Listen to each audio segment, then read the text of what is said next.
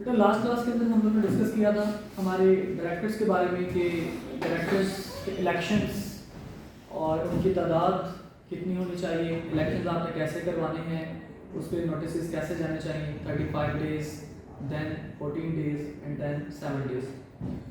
और उसी डायरेक्टर्स के अंदर हम लोग ने डिफरेंट कैटेगरी बनाई थी और उन कैटेगरीज के अंदर एक डायरेक्टर है नॉमिनी डायरेक्टर। नॉमिनी डायरेक्टर बेटा वो होते हैं जो कि डायरेक्टली वो मेंबर नहीं होते या वो डायरेक्टली समझ लें कि हमारे पास डायरेक्टर नहीं बना करते, इलेक्शन के जरिए नहीं आते। उनके भी इलेक्शन होते हैं लेकिन वो उनके इलेक्शन होने के लिए भी कुछ स्पेसिफिक रीजंस होती हैं, वो आप लोगों के साथ इंशाल्लाह जल्दी क्लियर करेंगे।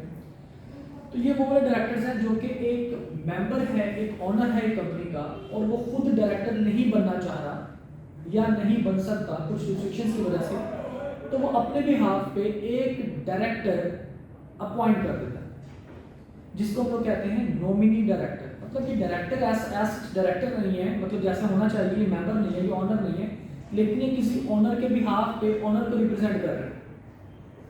मिसाल के तौर पर एक कंपनी किसी दूसरी कंपनी की डायरेक्टर नहीं बन सकती, एक कंपनी दूसरी कंपनी की मेंबर या उसका ऑनर जरूर बन सकती है, एक कंपनी किसी दूसरी कंपनी की डायरेक्टर नहीं बन सकती। तो अब कंपनी अपने बिहाफ पे एक डायरेक्टर भेजेगी, एक नेचुरल पर्सन भेजेगी, उस डायरेक्टर को हम लोग क्या कहेंगे? Nominee director. ओके, अब नॉमिनी डायरेक्टर मुख्तलिफ किस्म के हो सकते हैं, जैसे मैंने भी आपको बताया कि कंपनी जो है वो अपने स्टेक को देखने के लिए अपना डायरेक्टर अपॉइंट कर देगी, उसको हम लोग कहेंगे नाम नॉमिनी डायरेक्टर। और एक और डायरेक्टर होता है क्रेडिटर के बिहाफ पे जो आता है कि क्रेडिटर को होता है कि यार अच्छा पता नहीं ये किस तरह काम करे किस तरह काम ना करे, तो इस कंपनी ने मेरे बहुत ज़्यादा पैसे देने हैं, तो ऐसा कर लेते हैं कि एक डायरेक्टर मैं भी अपने नाम का यहाँ पर रख देता हूँ। तो क्रेडिटर के बिहाफ पे एक डायरेक्टर आ जाता है जो कि कंपनी का मालिक तो नहीं है लेकिन कंपनी का उसमें स्टेक जरूर है।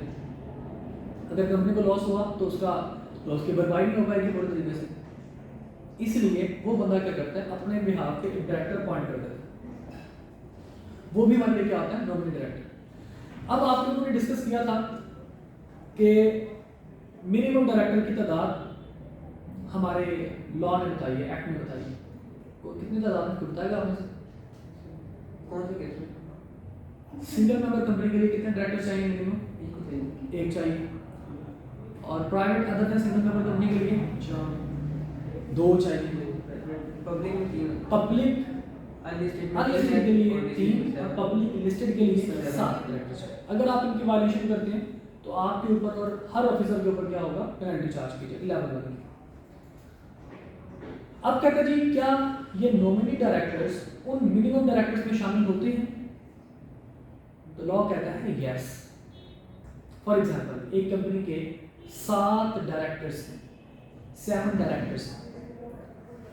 अब 7 डायरेक्टर्स में से 6 डायरेक्टर वो हैं जो इलेक्शन के जरिए आए हैं और एक डायरेक्टर वो है जो कि कंपनी बीइंग मेंबर उसने अपना नॉमिनी अपॉइंट किया हुआ। पब्लिक लिस्टेड कंपनी है, रिक्वायरमेंट कितनी की है? 7 डायरेक्टर्स की, उनमें से 6 इलेक्टेड हैं और एक क्या है? नॉमिनी है। कौन सा नॉमिनी है? कंपनी वाला नॉमिनी है। हमने कहा जी ओके, मिनिमम रिक्वायरमेंट हमारी पूरी होगी, लेकिन लॉ साथ ही कहता है कि हर नॉमिनी डायरेक्टर मिनिमम रिक्वायरमेंट को पूरा नहीं कर रहा होगा। एक ऐसा भी नॉमिनी डायरेक्टर है जो कि मिनिमम डायरेक्टर की गिनती में शुमार नहीं किया जाएगा और वो है नॉमिनी बाय क्रेडिटर। अगर क्रेडिटर ने अपना नॉमिनी लिखवाया हुआ है तो फिर वो नॉमिनी मिनिमम डायरेक्टर्स की लिस्ट में शामिल नहीं होगा। मिसाल के तौर पर 6 इलेक्शन लड़के डायरेक्टर आए थे और एक डायरेक्टर वो था जो कि क्रेडिटर ने अपने बिहाफ में नॉमिनी लिखवाया हुआ था। 7 डायरेक्टर्स हो गए, तो क्या अब ये 7 की जो लिमिटेशन है, जो 7 की क्राइटेरिया है, उसको मीट कर रहे हैं? हम कहेंगे नहीं भाई साहब उसको मीट नहीं कर रहे हैं, क्योंकि 6 तो वो लोग हैं जो कि डायरेक्टर्स हैं, 7वां कौन सा है जी? नॉमिनी। लेकिन नॉमिनी कौन सा है? क्रेडिटर वाला। क्रेडिटर वाले को हम लोग मिनिमम जब हम लोग काउंट करते हैं तो उस टाइम हम लोग उनको डायरेक्टर नहीं मान रहे, ठीक है? नॉमिनी डायरेक्टर को हम लोग क्या मानते हैं? वैसे तो जनरली डायरेक्टर की लिस्ट में ले आते हैं, डायरेक्टर मान लेते हैं, मिनिमम के अंदर हम लोग उसको अकाउंट फॉर कर लेते हैं, लेकिन अगर नॉमिनी बाय कैरेक्टर होगा तो उसको हम लोग अकाउंट फॉर नहीं करेंगे। इसके ऊपर आईटीआर में सवाल पूछे मैं बहुत ज़्यादा, ठीक है? कि जनाब एक पब्लिक लिस्टेड कंपनी है और उस कंपनी के जनाब 6 डायरेक्टर्स इलेक्शन लड़के आए हैं, सॉरी उस कंपनी के 7 डायरेक्टर्स हैं जो कि मिनिमम रिक्वायरमेंट को पूरा कर रहे हैं, लेकिन प्रॉब्लम यहाँ पे ये है कि 6 डायरेक्टर्स इलेक्शन लड़के आए हैं और एक नॉमिनी बाय कैरेक्टर है। तो बताइए क्या ये वाकई रिक्वायरमेंट को पूरा कर रहे हैं या नहीं पूरा कर रहे हैं? तो इसका आंसर क्या होगा कि वो रिक्वायरमेंट को पूरा नहीं कर रहे, क्योंकि nominee by character must be in addition to minimum requirement. मतलब मिनिमम रिक्वायरमेंट और है, उसके अलावा नॉमिनी हो जाए, वो मिनिमम रिक्वायरमेंट का हिस्सा नहीं बनेगा। अब इस वजह से मिनिमम रिक्वायरमेंट के हिसाब से 7 हमें रिक्वायर्ड थे, जिनमें से 6 हमारे पास सिलेक्शन के हैं, एक नॉमिनी बाय कैरेक्टर है, वो हमारे पास 7 की जो रिक्वायरमेंट है डायरेक्टर्स की उनको पूरा नहीं कर पा रहे। इस वजह से कंपनी के ऑफिसर्स क्या होंगे, लायबल होंगे पेनल्टी के लिए। ओके, देखिए जी, कहते हैं ना nominee director nominated by character in addition to directors elected, जो इलेक्टेड डायरेक्टर्स हैं उनके एडिशन में, यानी उनके अलावा a company may have directors nominated by company's creditor or other special interest by virtue of contractual agreements। Okay, मतलब ये minimum director के लिस्ट में शामिल नहीं होते, मतलब जो डायरेक्टर्स इलेक्शन लड़के आते हैं उनके अलावा डायरेक्टर्स भी। कहते हैं जी नॉमिनेटेड बाय गवर्नमेंट और बॉडी कॉर्पोरेट, यानी कि कंपनीज और गवर्नमेंट की तरफ से। अब ऐसा भी तो होता है ना कि जैसे पीएसओ है, पाकिस्तान स्टेट ऑयल, इसमें मोर देन 50% जो शेयर्स हैं वो गवर्नमेंट के। अब जैसे ही पीएसओ का पेट्रोल पंप कोई बंदा परचेज करेगा तो उस कंपनी का, पीएसओ की जो कंपनी है उस कंपनी का जो ओनर होगी वो गवर्नमेंट होगी। अब गवर्नमेंट खुद से तो एक आर्टिकल पर्सन, ठीक है, गवर्नमेंट का एक आर्टिकल पर्सन है, लेकिन उसको रिप्रेजेंट करने के लिए उसके नॉमिनी होंगे। फॉर एग्जांपल उनका कोई मिनिस्टर होगा या मिनिस्टर का कोई जनाब सेक्रेटरी होगा, कोई भी बंदा हो सकता है कि जिसको गवर्नमेंट अपने बिहाफ पे क्या करे कि ये हमारा नॉमिनी है। तो गवर्नमेंट के बिहाफ पे कोई डायरेक्टर नॉमिनी आया है या फिर कंपनी के बिहाफ पे अगर कोई नॉमिनी डायरेक्टर आया है तो उसका क्या प्रोसीजर होगा? कहते हैं आप the directors may be nominated by a body corporate or a company or federal government or provincial government if they have made investment in the company. Such person shall be considered to be an elected director। इस बंदे को क्या consider करेंगे? ये elected director है, हम ये consider कर लेंगे जनाब ये इलेक्शन लड़के आया हुआ है, इलेक्टेड डायरेक्टर है ये, ठीक है, होगा ये नॉमिनी डायरेक्टर, लेकिन ये क्या होगा? इलेक्टेड डायरेक्टर समझा जाएगा, जिसको हम डीम्ड डायरेक्टर भी कह सकते हैं। इलेक्टेड डायरेक्टर का मतलब यह है कि आपका जो नॉमिनी बाय कैरेक्टर है वो एडिशन में होता है इलेक्टेड डायरेक्टर्स के, मिनिमम की रिक्वायरमेंट में वो शामिल नहीं होता। जबकि जो गवर्नमेंट या बॉडी कॉर्पोरेट की तरफ से नॉमिनेटेड डायरेक्टर है वो मिनिमम की रिक्वायरमेंट को पूरा कर रहा होगा, वो ऐसे समझा जाएगा जैसे कि इलेक्टेड डायरेक्टर। Got it? अगर 6 डायरेक्टर इलेक्टेड हैं और 7वां नॉमिनेटेड बाय गवर्नमेंट है तो फिर हम क्या कहेंगे कितने डायरेक्टर्स हैं कंपनी के? 7 डायरेक्टर्स। अगर 6 डायरेक्टर इलेक्टेड हैं और एक डायरेक्टर नॉमिनेटेड बाय कैरेक्टर है तो हम क्या कहेंगे कंपनी के कितने डायरेक्टर्स हैं? 6 डायरेक्टर्स। अगर 6 डायरेक्टर्स हैं कंपनी के और एक नॉमिनेटेड बाय कंपनी है तो हम क्या कहेंगे कितने डायरेक्टर्स हैं? 7 डायरेक्टर्स। ओके, देखिए जी क्या कह रहा है आगे, considered to be an elected director termed as deemed to have been elected director. तो हम समझेंगे जनाब ये इलेक्टेड डायरेक्टर समझे जाएंगे। And shall be considered for the calculation of minimum number of directors required for any company. Such nominated director shall hold office during the tenure of the nominating body. The number of votes as are proportionate to the number of votes required to elect the director if they had offered themselves for election shall stand excluded from the total number of votes available to the nominating body at an election of directors। कहता जी हम क्या कहेंगे, अब एक तो director ने election लड़ा, election जीता, उसको वोट पड़े, हमें ये पता कि अच्छा इस डायरेक्टर को इतने वोट पड़े, ये हमें पता। लेकिन एक डायरेक्टर ने जिसने इलेक्शन नहीं लड़ा और हम उसको कह रहे हैं कि भाई ये समझा जाएगा कि ये इलेक्टेड डायरेक्टर है, तो ये भी तो पूछेंगे अच्छा अगर ये इलेक्टेड डायरेक्टर है तो बताइए इसको वोट कितने पड़े। तो हम क्या कहेंगे? हम कहेंगे भाई साहब हम ये समझ लेंगे कि इस बंदे को जिसने इलेक्शन तो नहीं लड़ा लेकिन नॉमिनेट डायरेक्टर है, नॉमिनी डायरेक्टर है और नॉमिनेटेड बाय गवर्नमेंट या कंपनी है और इसको हम लोग deem to have been elected इसको हम लोग समझ रहे हैं। तो इस तरह के डायरेक्टर की जो वोटिंग पावर है हम क्या कहेंगे, इसको कितने वोट्स मिले? हम कहेंगे जो नॉमिनेटिंग बॉडी है यानी कि जो नॉमिनेट कर रही है उसके वोट्स निकाल के बाकी तमाम वोट्स जो है वो समझेंगे कि इसके हक में। मिसाल के तौर पर हम कहते हैं जनाब एक कंपनी थी ए लिमिटेड, उसने बी लिमिटेड के शेयर्स परचेज किए। ए लिमिटेड ने अपना एक बंदा भेजा बी लिमिटेड के पास एज डायरेक्टर। अब वो समझ जा रहा है कि जनाब ये कौन है, नॉमिनी डायरेक्टर कौन सा है? इलेक्टेड। हम ये समझ रहे हैं इसको, क्योंकि डायरेक्टर्स का हिस्सा बना रहे हैं। अब ए लिमिटेड ने 30% जो थे वो वोटिंग राइट्स जो थे वो एक्वायर किए हुए थे, 70% बाकी लोगों के पास थे। तो इट वुड बी एज्यूम्ड कि ये जो डायरेक्टर है अगर ये अपने आप को ऑफर करता कि भाई साहब मैं इलेक्शन लड़ना चाहता हूँ, तो इसमें से जो नॉमिनेटिंग कंपनी है यानी कि कंपनी ए जो है उसके वोट्स निकाल देंगे, बाकी जो वोट्स आएंगे वो समझेंगे इस डायरेक्टर में पड़ गए। ठीक, देखिए दोबारा सुन लीजिए। The number of votes are proportionate to the number of votes required to elect the director. हम क्या कहेंगे कि जनाब जितने वोट्स एक डायरेक्टर को बनने के लिए यानी कि जो सबसे कम वोट मिले किसी डायरेक्टर को, हम क्या कहेंगे इतने वोट्स इस बंदे को मिल चुके हैं। किस सिचुएशन में? If they had offered themselves for election, अगर ये अपने आप को इलेक्शन के तौर पर पेश करते इलेक्शन के लिए, ये इलेक्शन अगर लड़ते तो इनको कम से कम उतने वोट जरूर मिलते कि जितने वोट इनको एक मिनिमम डायरेक्टर को बनने के लिए चाहिए होंगे। ठीक है, और उन वोट्स में क्या शामिल होगा, क्या शामिल होगा? shall stand excluded from the total number of votes available to the nominating body at an election of director। कि जो नॉमिनेटिंग बॉडी है उनके वोट को अलग करके बाकी जितने भी वोट रिक्वायर्ड होने चाहिए, मिसाल के तौर पर आखिरी आपने 60 डायरेक्टर्स आपने रखने थे, 6 डायरेक्टर्स इलेक्शन करवाए और एक आपके पास नॉमिनेटिंग था। अब 6 डायरेक्टर जो छठा डायरेक्टर था उसको वोट मिले 10,000, तो आप क्या अज्यूम कर लेंगे? आप अज्यूम कर लेंगे कि ये जो 7वां डायरेक्टर हमारा नॉमिनी है इसको भी कितने वोट मिले? 10,000 इसको मिले। Got it? अच्छा जी, अब जरा मेरा इसकी एग्जांपल होनी चाहिए, एग्जांपल नहीं आगे होगी एनीवेज। अच्छा जी, इसके बाद जनाब आपके पास है जी फ्रेश इलेक्शन ऑफ डायरेक्टर्स। देखिए बेटा, फ्रेश इलेक्शन ऑफ डायरेक्टर के पास क्या है? एक कंपनी के अच्छी खासी कंपनी चल रही थी, आराम से उसके डायरेक्टर्स काम कर रहे थे।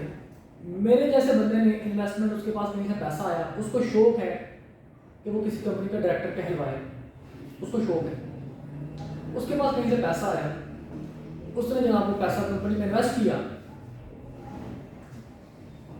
उसने जैसे जनाब पैसा कंपनी में इन्वेस्ट किया,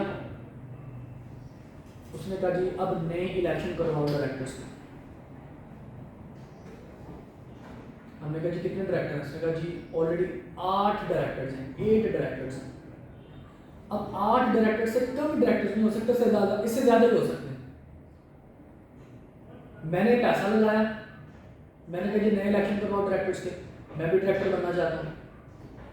कहते जी कितने डायरेक्टर्स? मैंने कहा ऑलरेडी कितने? 8। तो ठीक है, अब 9 डायरेक्टर्स की पोजीशन क्रिएट करो। और मैं ये किसको कहूँगा? मैं डायरेक्टर्स को कहूँगा। और डायरेक्टर्स को क्या करना पड़ेगा? डायरेक्टर्स को 30 दिन के अंदर अंदर अरेंजमेंट करवानी पड़ेगी डायरेक्टर के इलेक्शन की। ठीक है, इलेक्शन करवा के फिर अपॉइंटमेंट होगी, सारा कुछ वो प्रोसीजर वैसे ही। देखते हैं क्या कह रहा है जी। Where a person requires the requisite shareholding to get him elected as a director on the board of a company, he may require the company to hold fresh elections. However, the number of directors fixed in the preceding election shall not be decreased. Got it? Practice question देखिए जी। ABC Limited, a public unlisted company, has 10 million ordinary shares and 5 directors. Shahid acquired 2.5 million ordinary shares. Can we require the company to hold fresh election? तो अब हमने देखना है कि ना ये कितने वोट्स रिक्वायर्ड होते हैं एक डायरेक्टर बनने के लिए। जो मिनिमम वोट पड़े थे हमें डायरेक्टर बनने के लिए, वो हम देख लेंगे कि कितने वोट्स रिक्वायर्ड होते हैं। देखिए, yes the total number of votes are 50 million. कितने मिलियन वोट है ना? देखिए शाहद ने कितने एक्वायर किए? 2.5 मिलियन वोट। ऐसे ही टोटल हमारे पास नंबर ऑफ वोट्स कैसे हम निकाला करते हैं? जितना शेयर कैपिटल होता है तमाम लोगों के पास, शेयर होल्डर्स के पास, मल्टीप्लाइड बाय जितने डायरेक्टर्स उन्होंने अपॉइंट करने होते हैं। तो 5 डायरेक्टर्स अपॉइंटेड हैं और 5 से 10 मिलियन का कैपिटल है, सारे शेयर मिलाकर 10 मिलियन बन जाते हैं। तो जो टोटल शेयर्स हैं आपके पास कितने हैं जी? आपके पास टोटल शेयर्स हैं 50 मिलियन के 10 मिलियन का कैपिटल है और 5 डायरेक्टर्स हैं, तो 50 मिलियन आपके पास वोट्स हैं। अब उस 50 million vote the requisite votes are 10 million, यानी कि 50 million votes divided by 5 directors. Shahid has requisite shareholding which gives him 12.5 million votes. देखिए इसका प्रोसीजर क्या है? इसका प्रोसीजर कुछ इस तरह से है कि आपको कितने वोट रिक्वायर्ड होते हैं डायरेक्टर बनने के लिए। हम कहते हैं जी जितने आपके पास टोटल वोट्स हैं जितने आपके पास टोटल वोट्स हैं, आप उन वोट्स को डिवाइड करवा दीजिए अपने शेयर कैपिटल के साथ। ठीक है, आपके पास वो अमाउंट आ जाएगी जितने आपको मिनिमम वोट्स रिक्वायर्ड होंगे, आपको जितने मिनिमम वोट रिक्वायर्ड होंगे। ठीक है, आपके पास टोटल बेटा कितने थे आपके पास, सॉरी टोटल कैपिटल के साथ में डायरेक्ट नंबर ऑफ डायरेक्टर के साथ हम डिवाइड करवाएंगे। Total shares, total capital, total shares divided by number of directors. आपके शेयर्स कितने हैं जी, हमने कहा जी शेयर्स हैं आपके पास टोटल 10 मिलियन के, 5 आपके पास डायरेक्टर्स थे, तो आपके टोटल वोटिंग राइट्स कितने बन गए, 10 मल्टीप्लाइड बाय 5, आंसर कितना आ गया 50 मिलियन। अब एक डायरेक्टर बनने के लिए कितने वोट्स रिक्वायर्ड होते हैं, वो रिक्वायर्ड वोट्स निकालने के लिए हम लोग क्या करते हैं, जितने नंबर ऑफ वोट्स हैं उनको डिवाइड करवा देंगे नंबर ऑफ डायरेक्टर्स के साथ। 50 मिलियन हमारे पास टोटल वोट्स थे और इसको हम लोगों ने डिवाइड करवा दिया, 5 डायरेक्टर्स थे, 5 का डिवाइड करवा दिया। तो एक डायरेक्टर बनने के लिए हमें कितनी रिक्वायरमेंट है, 10 मिलियन वोट्स की रिक्वायरमेंट।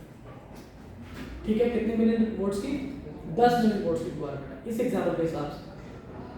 और मिस्टर शाहिद के पास कितने वोट्स हैं, जिसने 2.5 मिलियन शेयर होल्डिंग उसने की है, तो 2.5 मिलियन की शेयर होल्डिंग है। अब इसमें हम लोगों ने क्या करना है, 2.5 मल्टीप्लाई बाय 5 डायरेक्टर्स। ठीक है, मतलब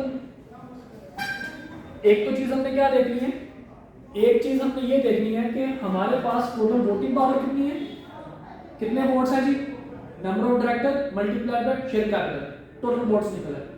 इसमें से हमें देखना है कि मिनिमम वोट्स कितने होंगे, उसके लिए minimum vote for election of director के लिए हम क्या करेंगे, total shares sorry total votes divided by number of directors.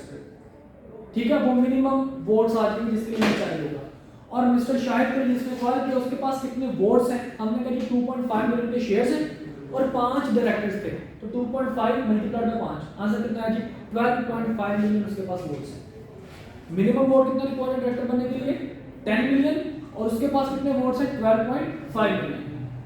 ठीक है, तो इसका मतलब क्या हुआ कि वो मिनिमम वोट रखता है एक डायरेक्टर के इलेक्शन के लिए। तो अब यहाँ पे लॉ कहता है कि जब वो डायरेक्टर के इलेक्शन के लिए मिनिमम रिक्वायरमेंट रखता है तो फिर भाई साहब वो किसी भी टाइम डायरेक्टर को कह सकता है कि भाई साहब मैं इलेक्शन कंडक्ट करूँगा। गॉट इट, पॉइंट समझ में आया। अच्छा, इसके बाद देखिए बेटा, अब जैसे मैंने आपको बताया कि इसका टाइम लिमिट क्या है जी, आपने कितने टाइम में इलेक्शन करवाने होते हैं, क्या इसकी रिस्ट्रिक्शन है, तो जरा एक दफा पढ़ लेते हैं।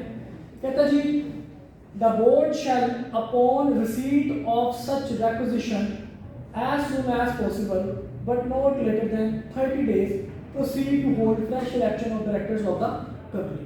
कहता जी डायरेक्टर्स को कितने दिनों में इलेक्शन करवाने हैं, 30 दिनों के अंदर अंदर डायरेक्टर्स के इलेक्शन की प्रोसीडिंग उन्होंने स्टार्ट करनी है। ठीक है, और अगर आपके पास पब्लिक लिस्टेड कंपनी है तो उसके लिए हमारे पास जो कमीशन एसएससीपी जो हमें रूल बताएगा उस रूल को हम फॉलो करेंगे। ओके, प्रैक्टिस क्वेश्चन देख लीजिए बेटा, बहुत इंपॉर्टेंट है ये। इसके ऊपर सवाल आते होते हैं वोटिंग राइट्स के ऊपर, डायरेक्टर के इलेक्शंस के ऊपर, ये कैलकुलेशन वाले सवाल आते होते हैं।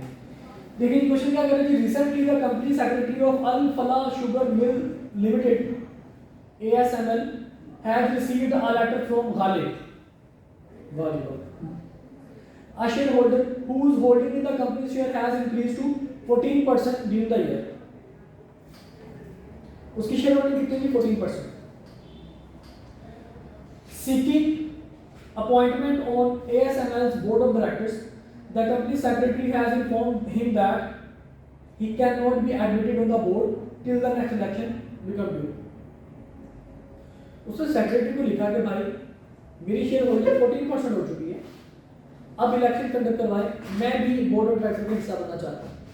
तो सेक्रेटरी ने कहा कि सर इलेक्शन तो 3 साल बाद हुआ करते हैं, तो जैसे ही टेन्योर खत्म होगा तो फिर नए इलेक्शन होंगे।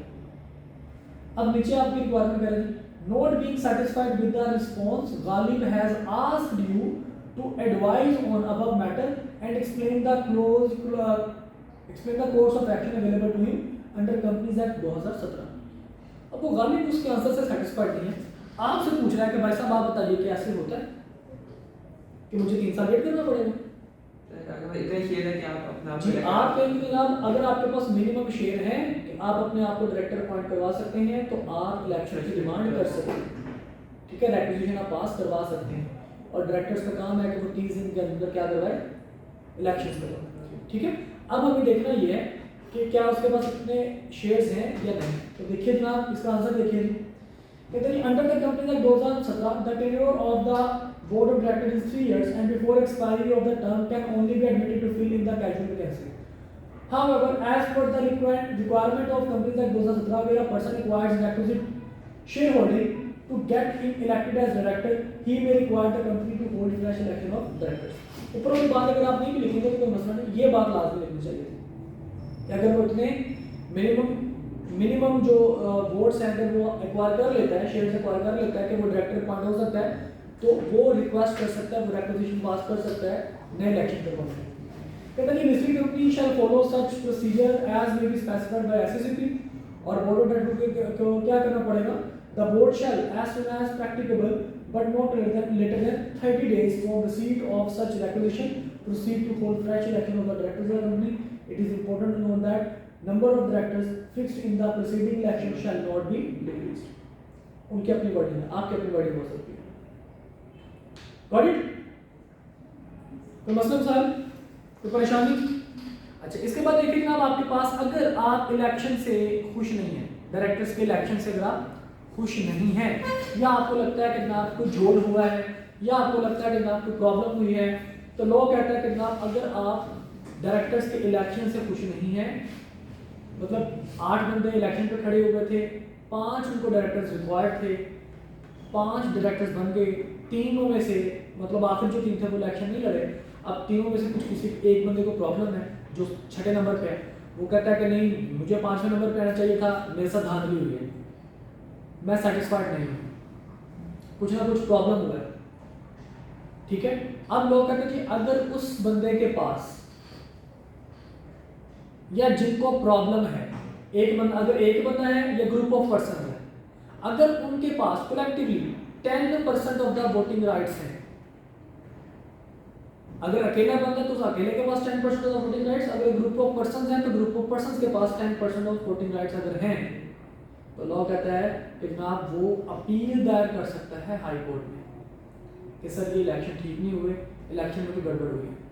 अब हाई कोर्ट ये देखेगी कि इलेक्शन में कोई ऐसा काम तो नहीं हुआ, कोई लॉ के अगेंस्ट, कोई रूल के अगेंस्ट कोई काम तो नहीं हुआ, ठीक है। अगर तो काम हुआ है तो फिर उनके हक में फैसला दे दिया जाएगा और नए सिरे से इलेक्शन करवाई जाएगी। और अगर कोई ऐसा काम नहीं हुआ कि जैसे मतलब किसी रूल की वायलेशन नहीं की गई, प्रॉपर वे के अंदर इलेक्शन कंडक्ट करवाए गए, तो फिर हाईकोर्ट कहेगी भाई साहब आप घर को जाइए, 3 साल बाद इलेक्शन लड़िए। Got it? देखिए क्या कह रहे हैं, members holding at least 10% of the voting power in the company may apply to court to declare the election of all directors or any one or more of them invalid। किसी एक director के समान director के election तो उनका statement भी गलत होगा। जैसे इलेक्शन होते हैं, इलेक्शन में एक कैंडिडेट अगर कहता है कि यहाँ प्रॉब्लम हुई है, ये मेरा बैलेटिंग चोरी किया गया, ये बैलेटिंग गलत हुई है, तो वो अपील हाई कोर्ट में रिट दायर कर सकता है, अपील कर सकता है कि सर इलेक्शन दोबारा करना। और अगर लगा हाई कोर्ट को कि हाँ भाई ये वाकई इसमें कोई प्रॉब्लम हुआ है, लोगों को फॉलो नहीं किया गया, तो फिर वो इलेक्शन दोबारा करवा देते हैं सीट के ऊपर, ये सारे के सारे election but other cases. Time limit क्या है जी, कहते हैं आपने जैसे ही इलेक्शन होने हैं तो इलेक्शन के 30 दिन के अंदर अंदर आप अपील दायर कर सकते हैं, तो इसके टाइम लिमिट कितने बड़ा 30 डेज की। देखिए सच अपील में be made within 30 day of the date of election. अच्छा इसके बाद आगे कहते हैं जनाब डिसीजन ऑफ कोर्ट, जैसे मैंने आपको बता दिया कि कोर्ट का डिसीजन क्या होगा, अगर तो रूल्स की वायलेशन हुई है, लॉ की वायलेशन हुई है तो कोर्ट आपके हक में फैसला देगी और नए सिरे से इलेक्शन होगा। और अगर रूल की वायलेशन नहीं हुई, कोर्ट को लगता है कि जनाब आप गलतफहमी हुई है, कोई ऐसा कोई वायलेशन नहीं हुई, तो कोर्ट फिर बोर्ड ऑफ डायरेक्टर के हक में फैसला देगी और एज इट इज चलता रहेगा जैसे चल रहा है। The court shall declare the election invalid if it is satisfied that there has been material irregularity in the holding of the election and incidental or relating matters। ठीक है, यहाँ तक बड़ा मसले सारे। चलिए कल इंशाल्लाह हम ये कंटिन्यू करेंगे validity of acts of directors, ठीक है जी। फिर उसके बाद कैजुअल वैकेंसी इंशाल्लाह और इसको फिर मजीद वेकेशन और रिवॉर्ड में बात करेंगे। ओके, कल यहीं से हम कंटिन्यू करेंगे।